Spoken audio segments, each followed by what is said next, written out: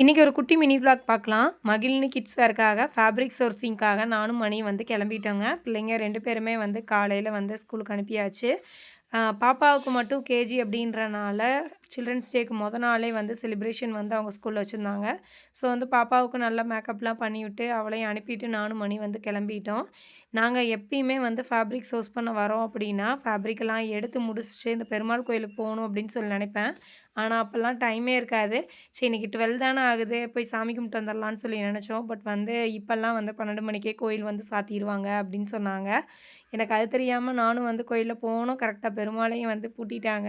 சரி வெளியவே நின்னு சாமி கும்பிட்டுட்டு, ஃபேப்ரிக்லாம் சோர்ஸ் பண்ணிட்டு, இன்னும் கொஞ்சம் நெறைய பர்ச்சேஸ் பண்ண வேண்டிய வேலைலாம் இருந்துச்சு. எங்களோட எல்லா ஒர்க்கையும் முடிச்சுட்டு ரிட்டர்ன் ஊருக்கு போயிட்டுருக்கையில தாராபுரம் தாண்டி கொஞ்சம் தூரத்தில திடீர்னு கார் வந்து ரன்னிங்லேயே வந்து டயர் வந்து பஞ்சர் ஆயிருச்சு. எப்படியோ தடுமாறி கிடுமாறி ஓரங்கட்டி நின்னு வந்து ஸ்டெப்னி மாட்டலாம் அப்படின்னு சொல்லி பார்த்தா, மணிக்கு வந்து ஸ்டெப்னி மாட்ட தெரில. எங்களோட லைஃப்ல இது வந்து ஒரு பெஸ்ட் எக்ஸ்பீரியன்ஸ் அப்படின்னே சொல்லலாம். யூடியூப்ப பார்த்து ஒரு நடு ரோட்ல நின்னு, அது ஓரங்கட்டி நின்னு ஸ்டெப்னி வந்து மாட்டுனாரு. கொஞ்சம் பதட்டமாவும் இருந்துச்சு. எப்படியோ ஸ்டெப்னி ஒரு வேள நல்லபடியா மாட்டிட்டு ரிட்டர்ன் வந்து வீட்டுக்கு கிளம்பிட்டோம்.